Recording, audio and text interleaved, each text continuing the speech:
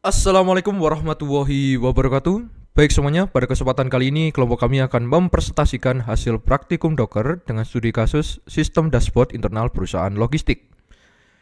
Sistem ini terdiri dari 3 komponen utama, yaitu front-end menggunakan Nginx, API Engine menggunakan Node.js, dan database menggunakan MySQL. Dalam skenario ini, perusahaan memiliki kebijakan keamanan yang cukup ketat. Pertama, database tidak boleh diakses langsung dari jaringan luar atau internet. Kedua, data transaksi harus tetap tersimpan walaupun kontainer database dihapus. Ketiga, kontainer API Engine dan web server harus dapat berbagi folder log yang sama secara real time untuk kebutuhan audit. Untuk menyelesaikan skenario tersebut, kami membagi pekerjaan menjadi 4 bagian, yaitu orang pertama menjelaskan desain network dan keamanan, orang kedua menjelaskan database dan persistensi data, orang ketiga menjelaskan API Engine menggunakan Node.js, orang keempat menjelaskan front-end, share logs, Docker Compose, dan pengujian akhir. Jadi, saya akan menjelaskan tentang desain topologi network Docker yang digunakan pada sistem ini. Dalam sistem ini kami menggunakan 2 network utama, yaitu front-end net dan back-end net. Jadi untuk front-end net itu digunakan sebagai jaringan yang menghubungkan kontainer web server dengan kontainer IP Engine. Jaringan ini dapat dianggap sebagai jalur depan sistem karena berhubungan dengan akses pengguna melalui browser. Sedangkan back-end net digunakan sebagai jaringan internal antara IP Engine dan database. Network ini dibuat agar database tidak langsung terhubung dengan web server atau jaringan luar. Untuk topologi sederhananya seperti ini. Jadi pada desain ini kontainer web server hanya masuk ke front-end net, kontainer database hanya masuk ke back-end net, sedangkan kontainer IP Engine masuk ke 2 network sekaligus, yaitu front-end net dan back-end net. Alasannya karena IP berada di 2 network adalah karena IP berperan sebagai penghubung. IP menerima request dari web server melalui front-end net, kemudian IP mengambil atau menyimpan data ke database melalui back-end net. Dengan desain seperti ini, web server tidak bisa langsung mengakses database. Jadi apabila ada pengguna yang masuk dari browser, pengguna hanya bisa mengakses halaman front-end. Untuk mengambil data transaksi, request-nya harus melalui IP terlebih dahulu. Hal ini sesuai dengan prinsip keamanan, yaitu database tidak boleh terbuka langsung ke jaringan luar. Database hanya boleh diakses oleh service yang memang membutuhkan akses, yaitu IP Engine. Untuk dokumentasi perintah manual, network dapat dibuat seperti ini. Jadi perintah tersebut digunakan untuk membuat jaringan front-end yang menghubungkan ke web server dan IP. Kemudian untuk back-end perintahnya seperti ini. Jadi untuk menunjukkan bahwa network tersebut bersifat internal atau tertutup. Jadi network ini digunakan khusus untuk komunikasi antar kontainer di sisi back-end. Dalam Docker Compose, konfigurasi network ini ditulis seperti ini. Lalu pada bagian service, networknya diatur seperti ini. Konfigurasi tersebut dapat dilihat bahwa web tidak berada di network yang sama dengan DB. Karena itu web server tidak dapat melakukan komunikasi langsung ke database. Untuk membuktikan isolasi network, kami melakukan pengujian dari kontainer web server dengan perintah seperti ini. Lalu mencoba ping database seperti ini juga. Dan hasil yang diharapkan adalah gagal. Misalnya muncul seperti ini atau ini. Artinya kontainer web server tidak mengenal hostname DB karena memang web server dan database-nya tidak berada di network yang sama. Namun ketika IP mengakses database melalui aplikasi, data tersebut bisa diambil. Ini membuktikan bahwa akses database hanya melalui IP, bukan langsung dari web server. Kemudian bagian network adalah sistem. Untuk kesimpulan bagian network adalah sistem ini sudah menerapkan pemisahan jaringan antara akses depan dan akses belakang. Front-end berada di jaringan publik, kemudian database berada di jaringan internal, dan IP menjadi jembatan di antara keduanya. Dan untuk penjelasan berikutnya akan dijelaskan oleh teman saya. Terima kasih. Baik, Pada bagian selanjutnya, saya akan menjelaskan bagian database dan persistensi data. Di sistem ini, database yang dipakai adalah database MySQL. Dengan fungsi dari database ini antara lain menyimpan data transaksi seperti logistik, misalnya data paket, status pengiriman, dan waktu pembuatan transaksi. Nah, masalah utamanya adalah ketika kontainer dihapus, data ini akan hilang. Jadi di sini kami menggunakan Docker Volume agar data ketika kontainer dimatikan atau dihapus, data dari transaksi tetap ada. Nah, pada file Docker Compose bagian database ditulis seperti ini, di mana bagian yang penting itu yaitu volume db data, di mana fungsinya ini untuk membuat volume yang bernama db data. Nah, di dalam volume ini nanti isinya adalah lokasi tempat MySQL menyimpan file database. Dengan konfigurasi ini, data tidak hilang walaupun kontainernya dihapus. Selain itu juga kredensial database tidak ditulis langsung di file Docker, tapi dipisahkan ke file env. Untuk file env isinya nanti seperti ini dengan tujuan agar file Compose lebih rapi dan tidak di hardcode langsung di file YAML. Untuk menguji persistensi data, langkah pertama yaitu kita menjalankan aplikasinya, lalu klik tombol ambil data transaksi. Setelah tombol diklik, API akan buat tabel, memasukkan data ke transaksi baru, lalu menampilkan data dari database.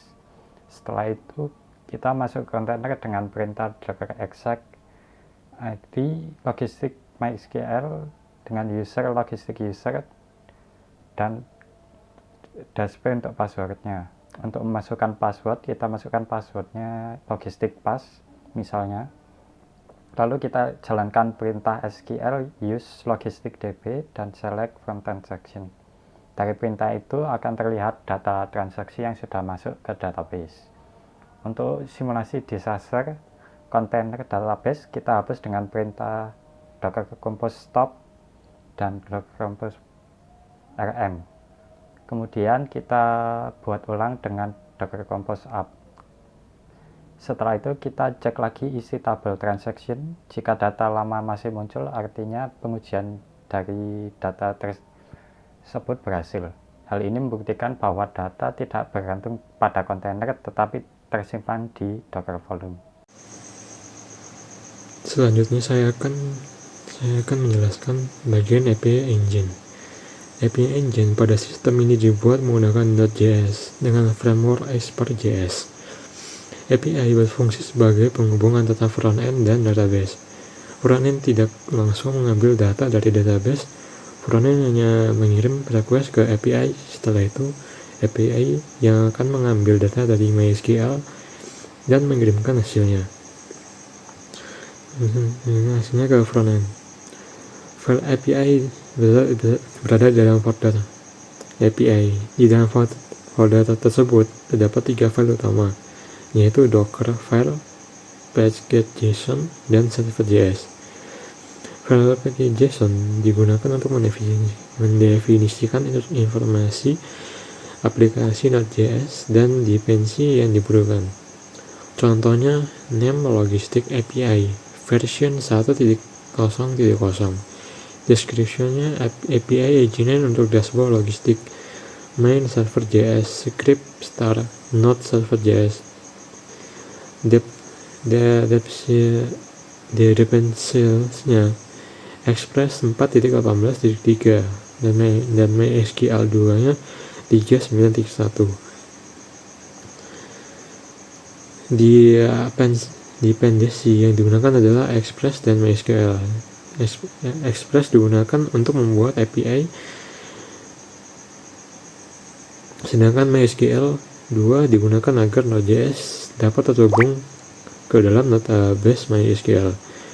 File utama API adalah server.js.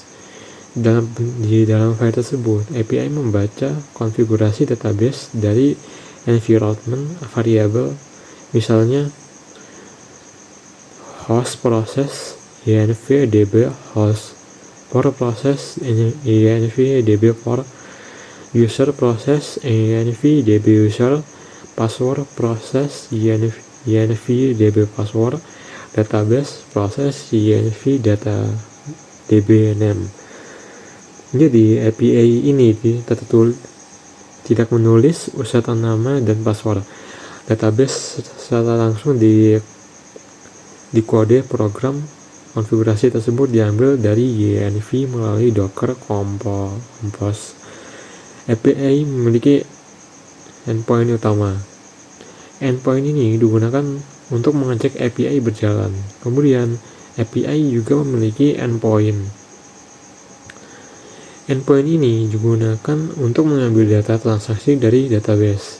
Ketika endpoint transaction diakses, API akan menjalankan beberapa proses. Pertama, API membuat table transaction jika belum tersedia.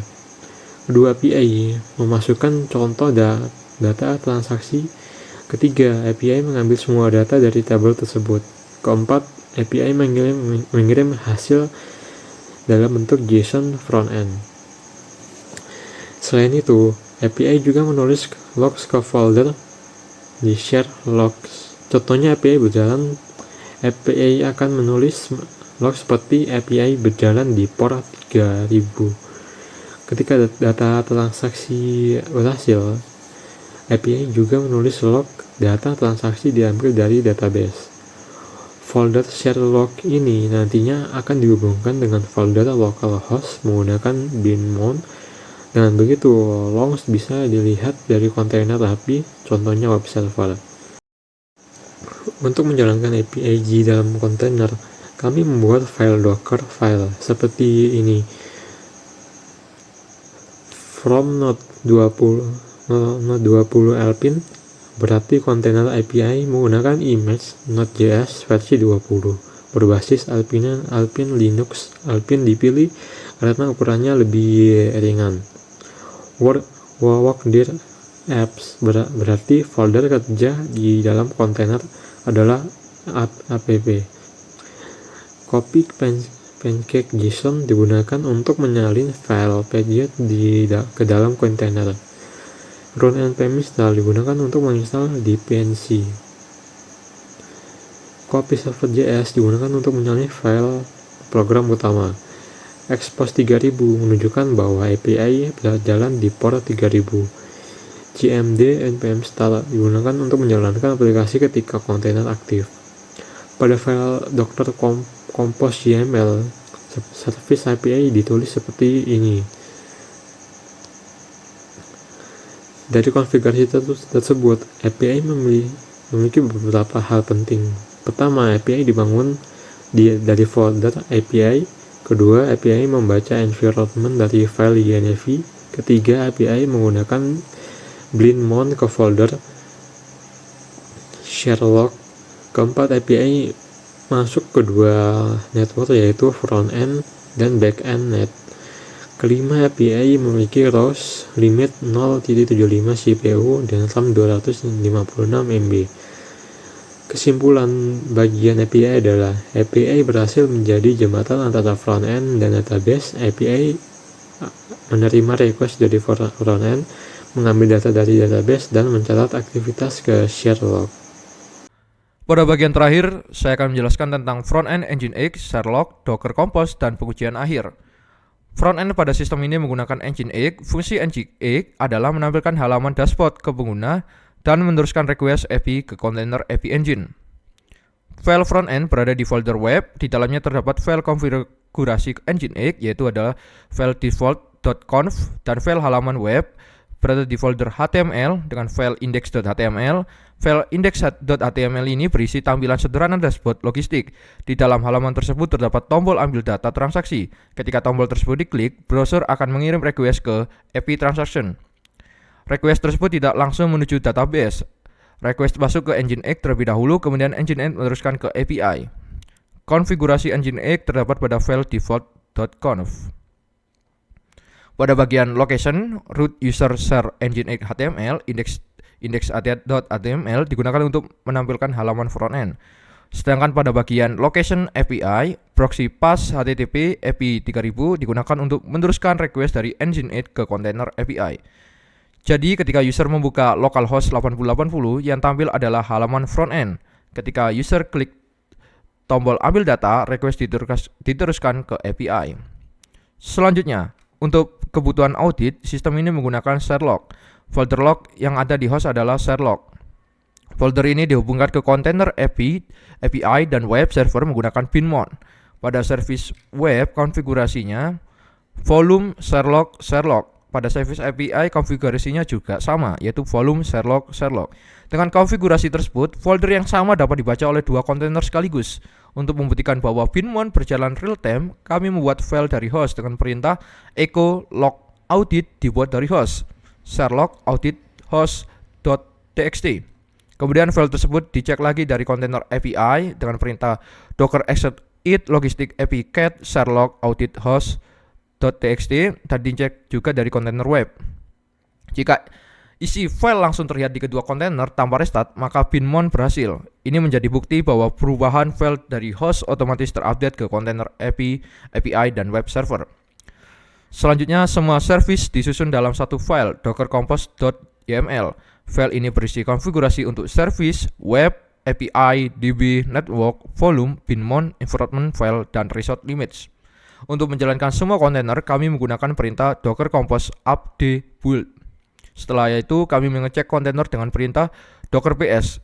Kontainer yang diharapkan muncul ada 3, yaitu ada logistik web, logistik API, dan logistik DB.